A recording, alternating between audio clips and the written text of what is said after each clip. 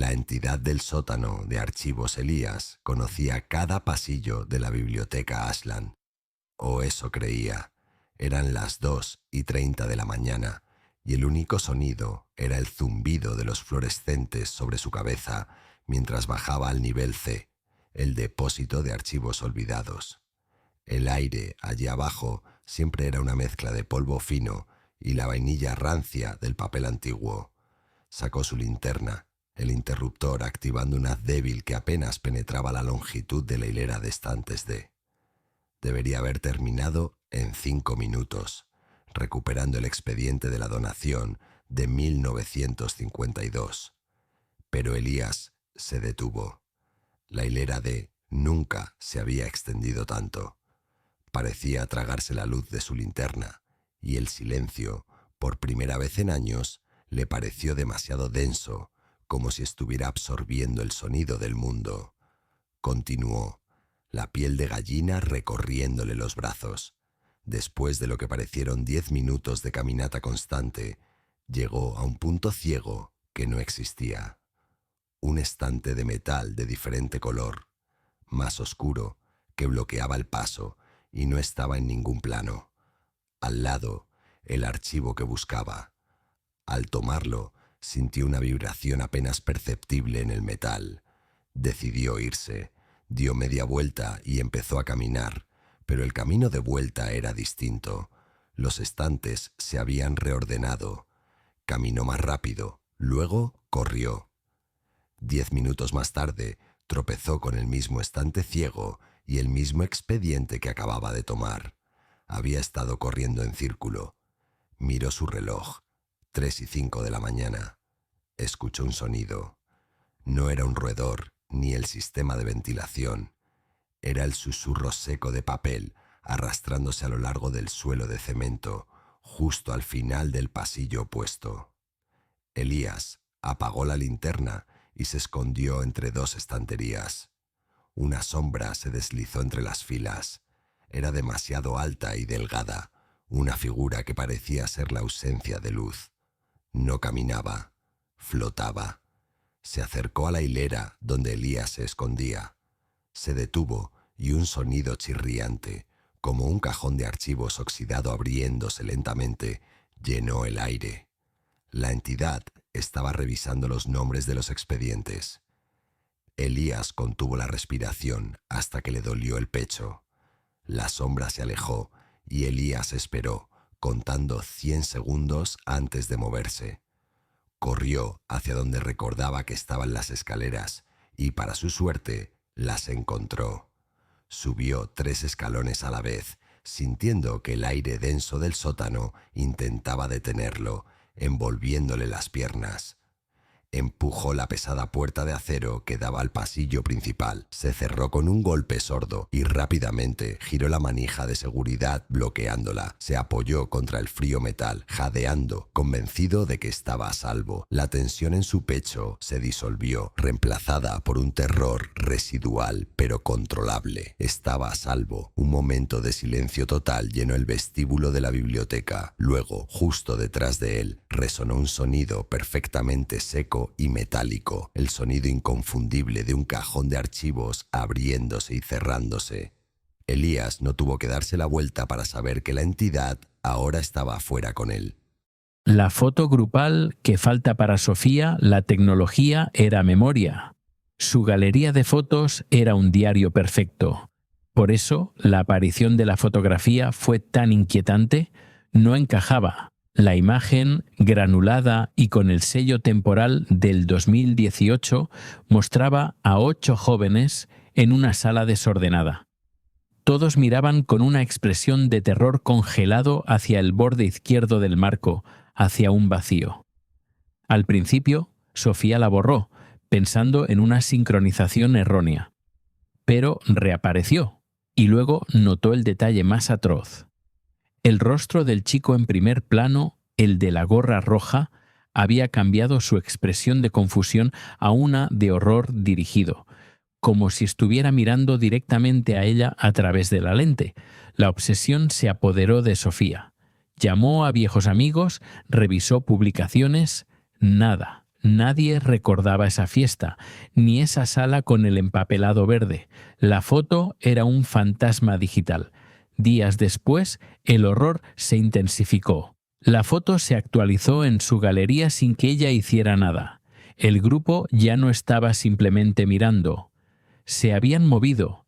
Estaban ligeramente más cerca del borde izquierdo, comprimiéndose contra el límite del marco, y la persona con la gorra había estirado un brazo hacia el espacio vacío. Sofía sintió náuseas.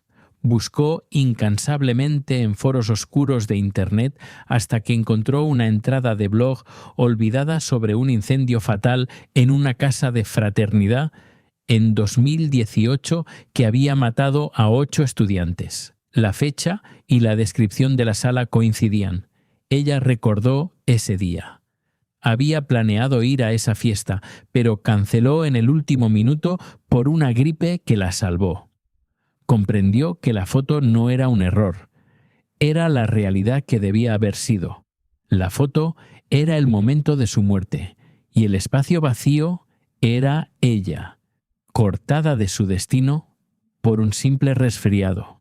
El terror se convirtió en pánico cuando la foto se actualizó por tercera vez. Las expresiones de los jóvenes eran de súplica, no solo de miedo.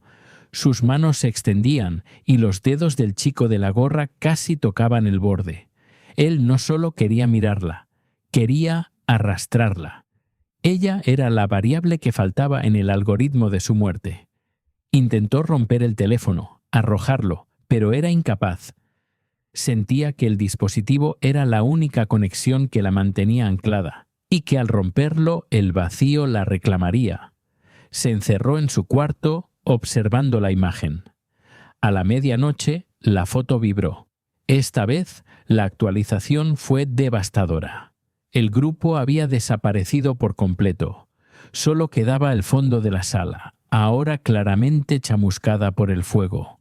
Y en el borde izquierdo, solo la mano del chico de la gorra, estirada y tensa.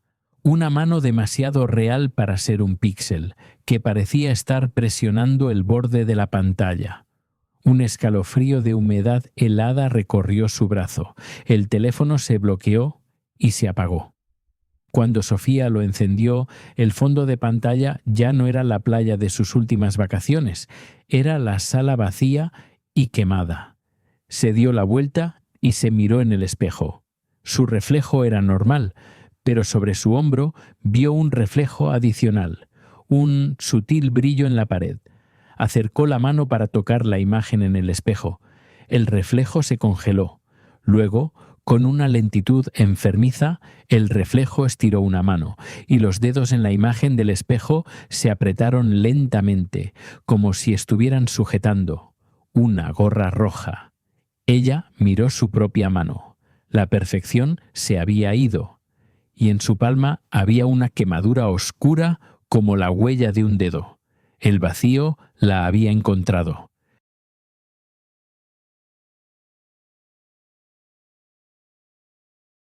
El ritual de las 4 de la mañana. David se mudó al apartamento sin ascensor esperando que el cambio de ambiente sanara su problema crónico con la parálisis del sueño. El lugar era viejo, con ventanas selladas con cinta adhesiva y un olor persistente a humedad. Era barato y solitario, perfecto para su trabajo de desarrollo de software.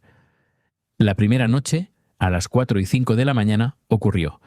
El alfilerazo helado del terror, el cuerpo tenso y congelado. Abrió los ojos y la vio, una figura oscura, sin rasgos definidos, que él llamaba la observadora. Estaba sentada a los pies de la cama.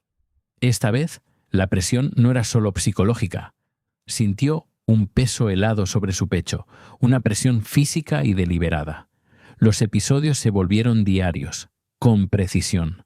A las 4 de la mañana en punto llegaba. David comenzó a tener dolores físicos al despertar, moretones inexplicables en el costado, una sensación constante de frío en el esternón. Empezó a documentarlo, tomando notas de su terror. Una noche, en medio de la parálisis, el miedo dio paso a una extraña lucidez. David se dio cuenta de que la sombra no estaba mirándolo a él. Estaba arrodillada sobre su cama, encorvada, concentrada en la pared detrás de su cabecero. Hizo un esfuerzo titánico, una tensión muscular que le hizo sentir un desgarro en el cuello, logrando girar ligeramente la cabeza. Vio el símbolo, un círculo incompleto atravesado por una línea vertical. Y la observadora no estaba simplemente arrodillada. Estaba arrancando mechones de su propio pelo negro y frotándolos contra el símbolo. Cada vez que la sombra presionaba el mechón, David sentía una succión, un dolor agudo y frío emanando de su pecho. El peso no era parálisis, era la sombra usándolo como un conducto, un peaje. El horror de ser usado era peor que el miedo. David investigó el símbolo. Después de días, encontró un viejo texto de folclore eslavo. Era un símbolo de la puerta de la medianoche, un ritual para un espíritu que necesitaba un anfitrión para completar un puente entre mundos. David decidió no resistirse. Quería que se fuera. La siguiente noche, a las 4 de la mañana, cuando el frío llegó, se obligó a relajar los músculos, a no luchar. La observadora se arrodilló. Sintió el peso y la extracción lenta. Esta vez, el dolor no fue agudo. Fue una sensación de vacío. La extracción duró 3 minutos agonizantes. Cuando despertó, se sintió agotado, pero libre. El miedo había desaparecido. Se levantó y fue a la pared. El símbolo estaba grabado profundamente en la madera vieja como si hubiera sido marcado con un cincel, y su contorno era una masa densa de pelo enredado y pequeños trozos de piel seca. Pero el alivio duró poco. Al ir al baño, se miró en el espejo. Su tez era pálida y cetrina, sus ojos estaban hundidos, pero el reflejo tenía algo más. En su pecho, sobre el esternón, había una marca oscura, como si le hubieran aplicado hierro candente. Esa noche, a las 4 de la mañana, David se despertó por el sonido de la puerta de su armario abriéndose. No había parálisis. Se sentó. La observadora no estaba. En cambio, sobre la puerta del armario, vio el símbolo grabado en la madera. Y de la pared, entre el pelo y la piel seca, empezó a destilar un líquido oscuro. De repente, una figura humanoide, húmeda y retorcida, salió del símbolo en la pared, chorreando líquido oscuro. Era más grande, más sólida, y miraba a David con una malevolencia que trascendía la comprensión. La observadora era solo la llave. David se dio cuenta de que al no resistirse, no solo había abierto la puerta, se había ofrecido a sí mismo como el vestíbulo. La canción del muerto Alex, un compositor frustrado por el bloqueo creativo, adquirió el piano de cola Steinway en una subasta de propiedades embargadas. El vendedor, un coleccionista excéntrico, le había advertido con un temblor en la voz. Perteneció a J.B., un músico que se había obsesionado tanto con una pieza que murió de agotamiento, literalmente tocando hasta la muerte. La primera semana el piano era un sueño, resonando con una profundidad melancólica. Pero pronto empezó a sentirse mal.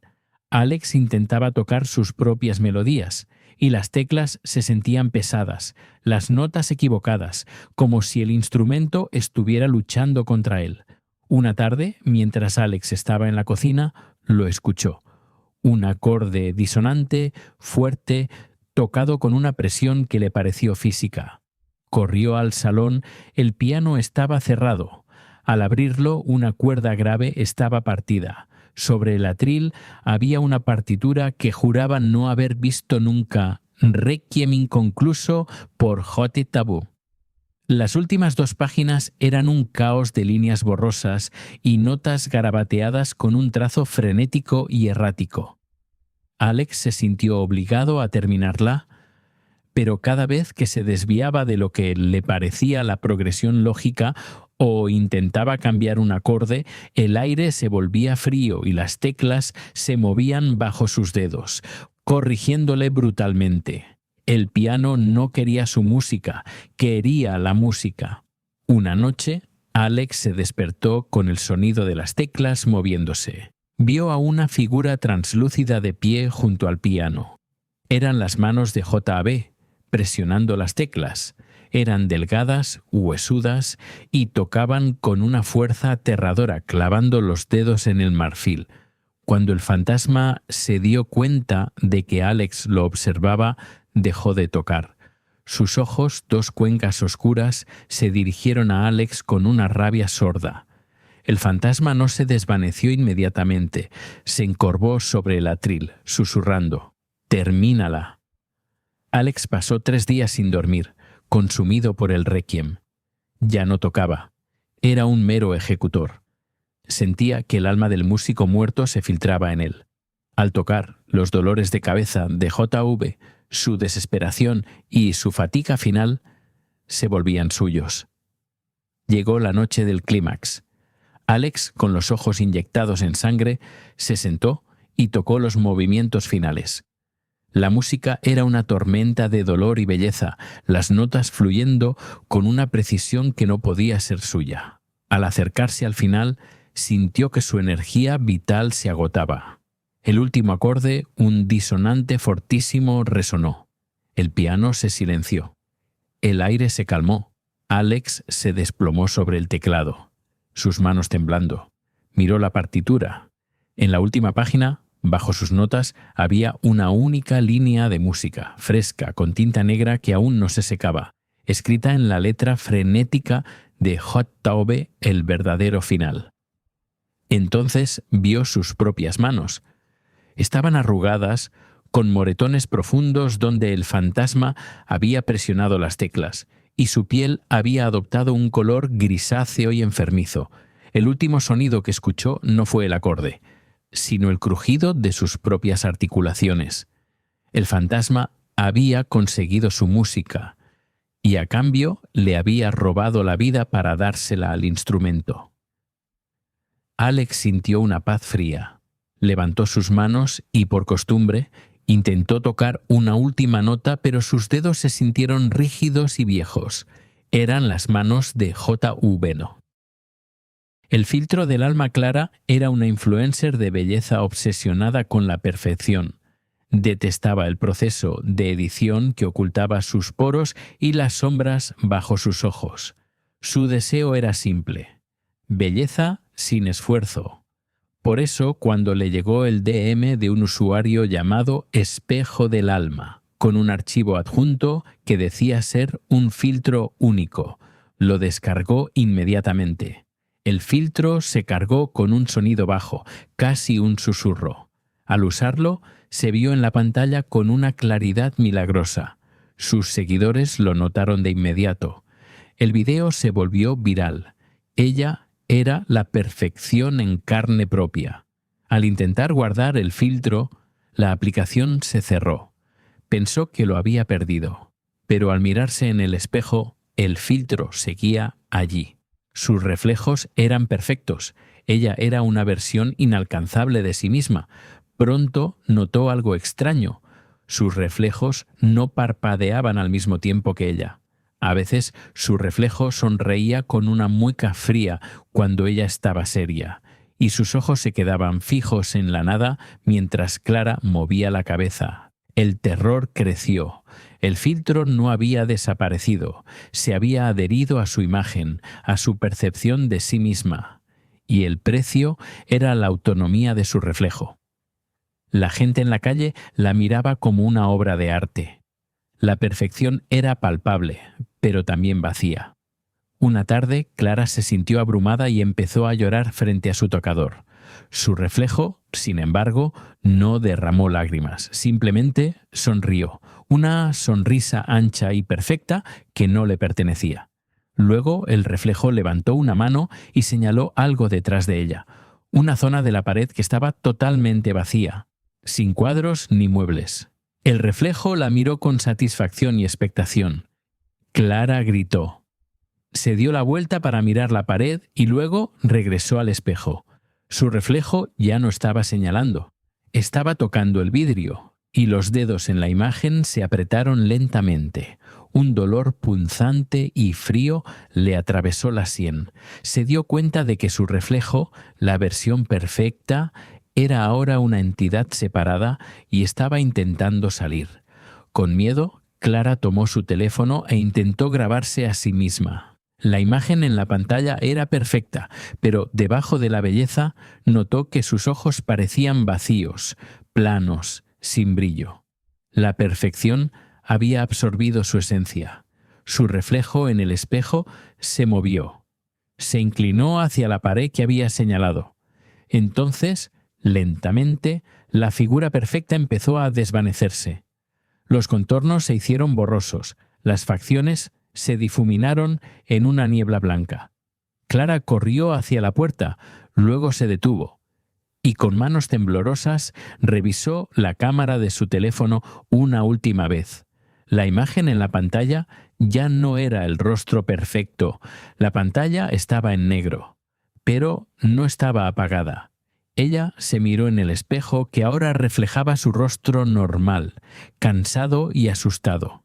Entonces su reflejo levantó la mano y con un gesto deliberado y tranquilo señaló la pantalla de su teléfono. Clara bajó la mirada al teléfono. La pantalla seguía negra, pero en la esquina de la interfaz de su aplicación de cámara, donde antes estaba el icono del filtro perfecta, ahora había un nuevo archivo cargado. Era una foto de sí misma, no de su rostro, sino de su interior. La imagen era un vacío de color gris. El filtro había reemplazado su alma por el vacío que deseaba, y ahora el único reflejo que quedaba era la nada.